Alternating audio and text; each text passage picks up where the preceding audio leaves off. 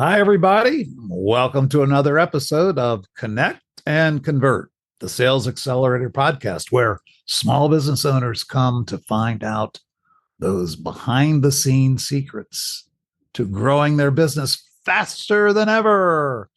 Hey, Leah Bumphrey, my partner in crime. Hey, Dennis, how you doing? Good to He's see you back. again. I just enjoyed a lovely vacation as we're recording this in your country in Canada. I want to come back, Leah. I miss it. I've been looking at what the locals had to say, and you're welcome to come back. They're pretty happy to have you and your American dollars up here. Yeah, they were. They didn't even put me in jail or anything. So I came back unscathed and very happy. So I'm all fresh off of vacation. This is our first recording after vacation. And boy, is this going to be something special for our viewers and listeners. Yes. Because today we have a guest, and it's not just any guest. Now, if you're a frequent flyer here on our podcast, you've seen this gentleman and you've heard him many times before because he usually pops in and has a brilliant piece of information to add to our podcast. His name is producer Paul. Howdy. There he is. Hey, Paul Paul. Boomer. Paul is not only our producer, he is our business partner. And most important of all, he is our friend. And we are delighted to have him as our guest today because, as you all know who are frequent listeners and viewers, we are sponsored by wizardacademy.org. Okay. And there's something very special going on at wizardacademy.org that doesn't seem to fit. Okay. It's there, it's working, but a lot of people say, what? What is that all about? Well, it just so happens Mr. Paul Boomer is a whiskey sommelier. Yeah, not a wine sommelier, a whiskey sommelier. And he got that designation from none other than the Wizard Academy. So he's here today. He's going to tell us some stories. You know, we love storytelling, don't we, Leah, on this podcast? Absolutely. We love storytelling. Well, I think we're going to have a master class today from none other than producer Paul. Paul Boomer, take it away. Howdy. So I do ask that you be a little gentle with me because I am doing multiple things, switching cameras and doing audio while also doing the storytelling and such. And so please forgive me if I do and click the wrong buttons. And You have set the bar so high. We have huge expectations, Paul. Yeah, I mean, you're the most capable person I know, so I'm not worried one bit. Well, going along that capability, which I appreciate, that is very generous of you to say, is the fact that yes, I am indeed a whiskey sommelier, and I have this beautiful medallion. Now it's not focused. There we go. It's hard to prove it, right? Wow. Now, is that like the gold medal from the Olympics? Not it. It's probably heavier than that because it is solid brass. And, every time we talk about whiskey and we deal with this and such as, we must, as a whiskey sommelier, put it around our neck. Okay? Wow. And here, I'm going to stand up and yeah. So here we go. Whew. Now, this thing is heavy. I mean, it's like... That's impressive. Yeah, and you really can't see me. There we go. So kind of, walk around like a hunchback. But there are, in whiskey marketing school at the Wizard Academy, there are 5 levels of training. And it's done in such a way that you go through like school, like Whiskey 101, 201, 301, 401, and 501. And each one, they talk about how to, obviously the basics about whiskey. How does it, how do you make whiskey? What are all the labels? What do they actually mean? They talk about, how do we actually make it and how do we create the menu and such? And then they talk about, what about pairing with foods and chocolates and candies and all this stuff? And then at the very end, on level 5, it is, you are basically running a distillery by yourself. And they're showing you and teaching you all the things that are involved with whiskey making. Now, the thing that a lot of people don't know, don't realize, and now I have the sun in my eye. Sorry about that. Not a really good producer there. Hey, you know what? I think that's kind of the divine light on the subject. I was going to say that's a sign, Paul. That's Yeah, I don't know about that. That's just an annoyance. I've got my blinds up. Anyway, it's not just about whiskey. It's not just about, hey, how do you make whiskey? What are the things about whiskey? And it's more about storytelling. It's about how do you market, go figure, how do you market your services or the whiskey that you're making, selling, or as a sommelier, which is simply a person who shepherds somebody into another realm. My job as a sommelier is to simply say, "Hey, Leah." Now I know you're a hardcore whiskey drinker. I mean, you have the whole mug there. I have whiskey. the look. I have the look. Yeah. We And don't want to disclose that here, do we? I can go in so many different directions with that. I'm not going to. I know. But it's asking questions. It's hey Leah, what do you like to eat? Let me help you find your favorite whiskey. Which, by the way, there is no best whiskey in the world. It's the whiskey that you like to drink the way you like to drink it. That's the best whiskey. I like that. You know, it's not about, well, I'm gonna be a snob and I'm gonna no, it's not that. It is, let me shepherd you into the world of whiskey because it's amazing when you really think about it. I like the word you just used, shepherding. That's very interesting. Yeah, it's a powerful thing. And I recall, actually, when I graduated from Whiskey One, I'm only a level 1 whiskey sommelier. Like I said, there's 5 levels. And I had only one. Only one, yeah. So, you know, I had the pleasure. This is actually my father's medallion. You see, my dad, he brilliant man, and I was going to say he graduated. He graduated from working. He retired from his job, and my family and I. Yeah, cool. And my family and I were going, okay, what do we get this man who has basically everything? I mean, if he wanted it, he would build. He wouldn't buy it; he would build it. And so, what do we get this guy? And I said, well, you know, he loves wine. And well, you know, let's just try this whiskey thing. He's had some and he's enjoyed it. And so he and I took the class together. Oh, that's great. And there's you go into the whiskey marketing school typically as somebody who is in the field already, who is a bartender or an owner of a store or whatever, just to learn, how do I do this? I just went there for fun, as did my father. And so I have his because, unfortunately, depression got a hold of him and he's no longer with us. So I carry this around with me, I don't actually carry it because it's heavy, but I have it in my office just as kind of a reminder of the fun that we had over those days, those 2 days. What a great story. That's a great story in itself. Oh yeah. Thank you. And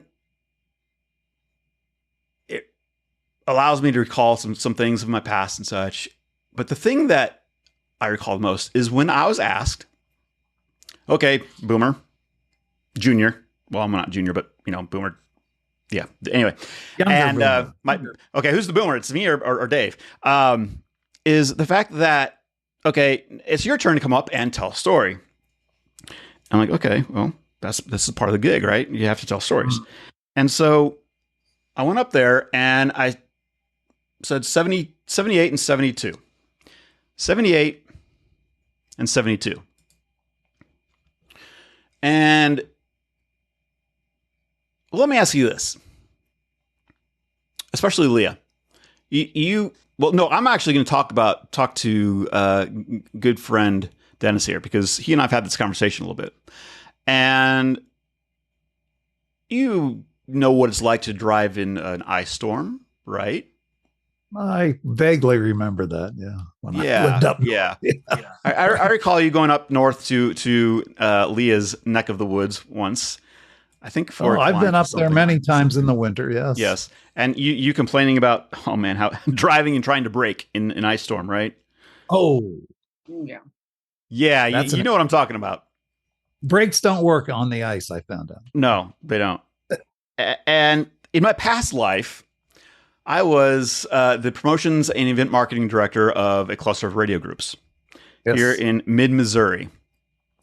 And we were giving away a 1978 white Corvette. Cool.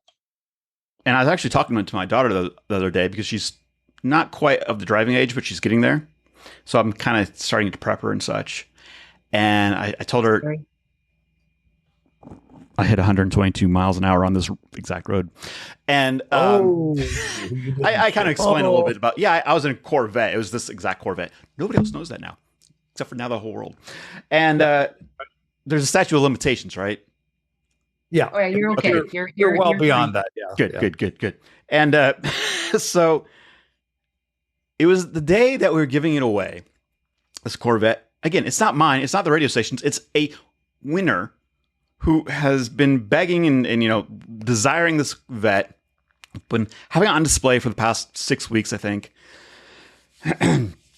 And it was time to bring it to the Blue Note, which is a concert, an indoor theater. They have concerts there. They have, mostly concerts. And actually, Daniel Whittington, who is the chancellor of Wizard Academy, and also the gentleman who designed the whiskey marketing school, he's actually played in the Blue Note. So when I said the Blue Note, he went, what? He knew exactly what I was talking about. His former life as a musician, yes. Yes, yes. And so that night, it was time to drive this vet to the Blue Note. And the stage is about 60 feet long by maybe 30 feet deep. And in the back, there is a doorway to get items in. Well, 2 hours before the event started, this vet had to be there. Well, an hour before that, it started to snow. And then it went back and forth between snow and sleet. Snow and sleet. Now, a vet is a rear wheel drive. Right. Which is fun, I'm just going to say. Yes, I agree. I have a Jeep and well, the fun we have with that too. But driving on ice in a vet has its challenges. Well, I actually get it to the location. I'm in charge of this thing. We get to the location, and then I pull in the back of the Blue Note and look around and go, okay, so those are the doors I have to get this thing through. What were the numbers I said a few moments ago? 72 and 78. Right. Well, This door was 78 inches wide. Yeah. The vet is 72 inches wide. Oh. Do the math. Even my stupid math brain can figure that one out. Yeah. That's not a lot of clearance, Clarence. Don't call me Clarence. Coin of phrase. And so thankfully I have no idea how, but I got that sucker in there while sliding around. No dent, no touching anything. Plus, by the way, they have about 8 feet into the door, there is a fly system, which is a bank of weights and an immovable object with sharp edges. So if you bump into that thing, it's going to dent the vet. It will make them hard. It will make them hard. Yeah. So I do like an 8-point turn to finally get this thing in there because I backed it in and then wait. Oh my God. And we gave the sucker away. Finally, it was done. No damage done. The driver, the winner came up. He was all excited. And of course, he asked me, can you get it out? Nope. You're on your own, my friend. It's all yours. It's all yours. I'm done. That's when it went. See ya. But later on, the owner of the Blue Note comes down, actually from his office, which is way up in the bleachers, or not the bleachers, but the upper section, whatever. And he said, "Mother, you deserve a whiskey. I've never had whiskey before, ever." Really? No. Yeah, I've never had. And I was just of the age. And so he poured me what I consider the most wonderful tasting whiskey. And it is still one of my favorites, and it is also one of my father's favorites. There's no coincidence in terms of me telling a story or shepherding him into it. He just really, really likes it. So I don't know. But it is an amazing whiskey that is made in Scotland. I'm a Scotch kind of guy. There's whiskeys from Japan, from the US, from Canada, from India, of course, from Scotland. I mean, all over the world, everybody makes whiskey. But this specific one is from Scotland, and it's an Islay, which is known for their smokiness. What some people would say, iodine, tastes like iodine. That's what some people say. But what's amazing about this stuff is it is the Laddie, Brook Laddie, the classic Laddie. Classic Laddie. The classic Laddie. I just call it the Laddie. How do you say it again? Classic Laddie. Laddie. Laddie. Okay. Yeah. Now, this stuff is not, and I'm pouring it in here. Let me hit the little button here. Hold on. Oh my gosh. Let me hit the button. Got to find the button. Where's the button? Button. Where's the button? There we go. Publish. Here we go. So this stuff is wonderful. This. Is there a certain way to pour it? I mean, is that no? Okay. No. That's pretty. And oh man. Okay, you guys just talk. I'm just gonna sit here and relax and enjoy you guys talking because you guys are hilarious. I guess we're done now. Yeah, we're done. So sis, see you later. We can talk about something else, I guess. Yeah, your video is going to be rather interesting from here on out. Sorry about that. So just to confirm your story, that's the liquor, that's the whiskey, I should say, the whiskey that you were given as a reward for getting that vet in that space. Yes, because he was very impressed. This is, to this day, that has remained a favorite. Yes. Not only because of the Corvette, but ties to your dad and all kinds of cool ties. Yes. And here's the thing, is one of the things. Now, this is not the Laddie. I'll talk about this here in just a moment. Where's I going with this? Oh, yes. So there's a remarkable thing about our brains and comes to storytelling. Yes. So I want you both to close your eyes for just a moment and think about Christmas time. And Leah, tell me what smells, what aromas come up for you? Oh, Christmas, it's cloves and cinnamon. And we always have a real tree, meaning you can just smell that pine. And there's a crackle. We don't have a fireplace, but we crackle a certain kind of a candle that has a wooden wick. So there's that. And then there's a smell associated with opening the front door and the coldness rushing in. And I know coldness doesn't have a smell, but it does.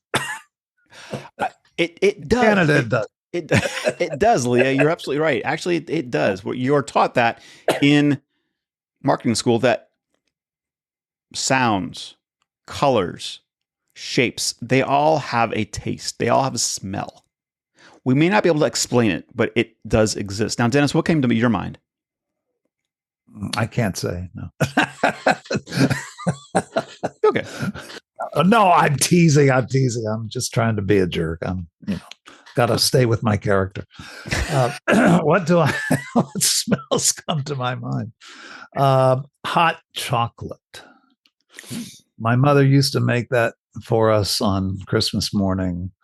The cinnamon. I have that strong cinnamon sense, Leah. You brought that up. I love cinnamon. So I had a hot chocolate with cinnamon and the tree. You're right about that tree. There wasn't even such a thing back in my early childhood as fake trees. I don't think those even existed.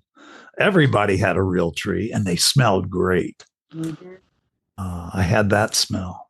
The smell of some of the gifts, the gifts are all laid around the tree and as they open, they're new.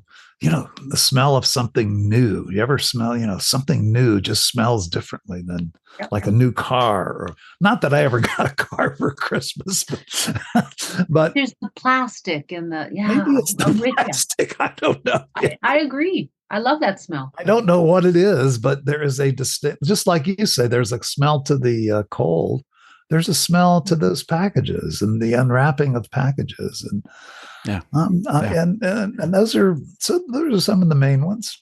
So, as a storyteller, what you need to remember is the fact that our brains are designed in such a way where our sense of smell, the process of, the area that processes smell is the closest sense of the five senses, closest to the amygdala.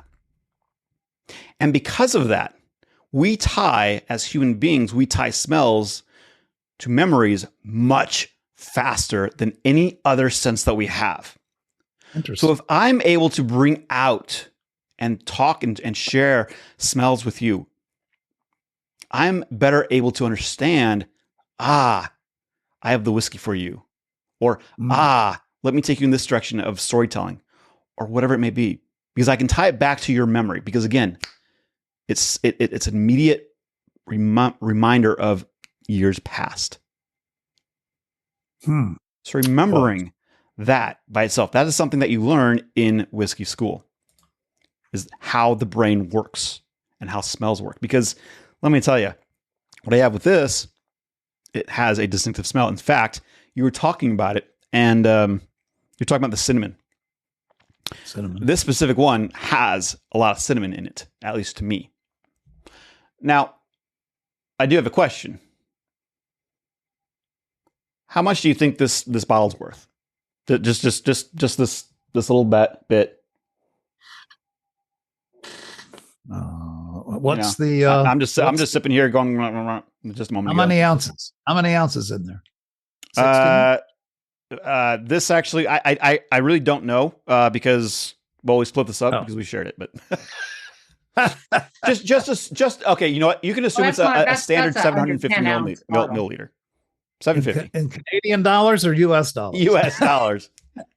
Always U.S. Always U.S. Always U.S. dollars.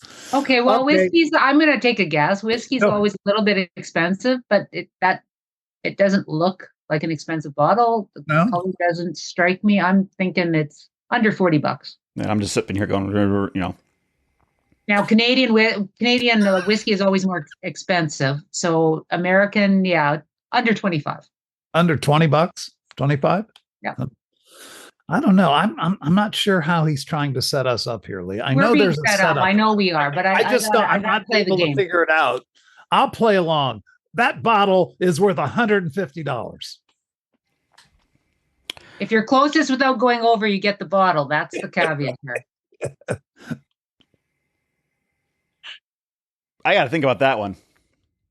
So this is the Balvenie Tune 1500 batch number 5. It's from a region called Speyside.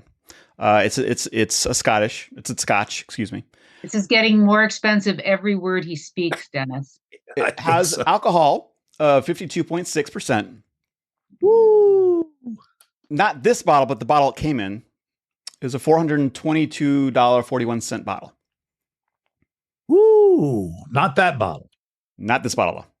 However, the reason why I asked and played that game a little bit is you're not getting a full effect because it's this way and such, but a lot of people assume that, as Leah kind of did, it's just a cheap bottle, whatever, so it's got to be cheap, right? And the bottle actually came in, doesn't look like this, but it's a little bit more souped up, but it's not, wow. The point is, the experience you have with anything is determined by the world around you. Of course. Yeah. See, now if I poured that same, in fact, I'm going to do it. I'm going to switch. We're kind of getting a lesson here. And please forgive me for the length of this. This is just awesome stuff. So if I pour this, Is that the one you just showed us? This is the one I just showed you. This is Speyside, So- Balvenie. It's not focusing. Yeah, this stuff. Now, if I pour that into here, let me show you this, and hopefully this will actually, do its thing. There we go. There it is. Yep. It's pretty. Nice glass. Yeah, it is. Right? Isn't it? Now, if I ask that same question, how much do you think this is? That same whiskey, what would you have said? $50 a shot. Well, that's actually about right. I don't know. That's hard to say. The way you share things and the settings that you provide make all the difference. I can make a $20 bottle of whiskey sound and taste like a $300 bottle of whiskey, and vice versa, just by what glass I put it in, the story I tell, the smells around me, everything. We are very poor at understanding all these things, all this input coming into our brains and tying value to them. That's a whole nother topic that we could have. But when it comes to storytelling, the experience that you provide makes all the difference. Paul, can I reflect for 1 second on this? Because I do have some knowledge about wine. I'm no sommelier, but I drink wine and I like wine. But there was a study out years ago, Riedel. Do you know who I'm talking about? The Riedel glasses. Leah, you know what those are? They're very they're very expensive glasses designed for wine. And they actually have a story out there. I don't know if it's still out there, but they used to go to wine tastings and they would have a whole array of glasses. Okay, they might have 20 glasses for this wine tasting. And depending on the wine they were tasting, they would use a different glass. And the story was that the tongue has receptors and that the glass, the design of the glass, make sure that the particular wine you're drinking gets to the place on the tongue that gets the most flavor from that wine. That was their story. Okay. But let me tell you the reality. And this makes Paul's point. Okay. Scientists did research with blind taste tests using Riedel glasses and regular glasses, same wines. Guess what? They couldn't tell the difference. People could not spot the difference in taste using the more expensive glass as opposed to a cheap dollar glass from the dollar store or something. That it's all about the story. If you believe the story that Riedel tells that this particular glass is for Cabernet Sauvignon only, and this glass is for Chardonnay only, if you believe that, it works. When people believe that, it works. But in a blind test, it's all the same wine, and it tastes the same coming from Riedel or from others. Does that support your story? It does. It does. And there are various different kind of glasses for whiskey and such. I mean, you have the Glencairn, which I don't know if you can. Oh, there you go. The Glencairn, which is shaped. And we can't hear you. We can't hear you, sir. Can I hear you, Leah? I can hear you fine, Dennis. Yeah. Leah and I can communicate, but somehow Paul is. All right. Can you hear me now? There you go. Oh, wait, hold on. I can't hear you. Hey, we can hear you. We can hear you, good. I can now hear you. Okay. Yeah. Okay. Okay. So we're still recording unbelievably. And I don't know. When you're recording live, things like that happen. And I'm going to kind of change just a moment. The conversation is part of also the whiskey marketing school and telling stories is how to adapt to when things go awry. Yes. Just like that, when your computer says, "No, I don't want you to talk anymore," it's telling me to be quiet.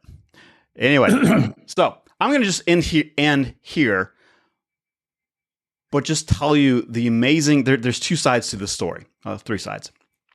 One is remember the setting that you tell a story in and how you share it makes all the difference. Mhm. Makes all the difference. Number 2, the whiskey marketing school. If you even just have a basic interest in whiskey, take the course. It is fun. You drink over 21 different kinds of whiskey in a 2-day period. No, you do not get sloshed. You're not going home. No. But you learn a great deal about whiskey and the different kinds, American, Scotch, Irish, all those things. It's an amazing time, and you gain new friends. The third thing is Whiskey Marketing School is a part of the Wizard Academy. Now, as you know, of course, the Wizard Academy is about communication, is about business. It's a 21st century camp for adults. It's a fun place to be for many, many reasons. Well, one arm of it is the Whiskey Marketing School. Take the course, have some fun, and then you get to learn a little bit more about the good things of whiskey, of whiskey and the academy. Now, there's one more thing I need to end with. Dennis, I recall a conversation that you and I had. Uh-oh, I'm in trouble now. Oh, no, you're not in trouble. You are not in trouble, Dennis. I won't. Ooh, okay. Will you defend me? Yes. Oh, That's there. a nice Yeah, we one. have had I a know discussion. enough to know that's a nice one. We have had discussions about that. Yes, Johnny Walker Blue. This is unfortunately not the ghost, which I wish was, but this is I'm not going to complain about that. This was my father's bottle. Ah, he liked blue as well, huh? He liked blue as well. I'm pouring a little bit here. He was a good man, but now my image goes way up. Yes. So this is blue on behalf of you, Leah, and my father. I wish I had some. Planche. Salut. Prost. Santé. À votre santé, monsieur. So, Dennis, Leah, how are you going to bring us home? Wow. Well, I'd like Leah to close out, but I'll make some comments here before she does. I hope our listeners, our viewers, heard what Paul Boomer just did here for this whole podcast. He did nothing but tell stories.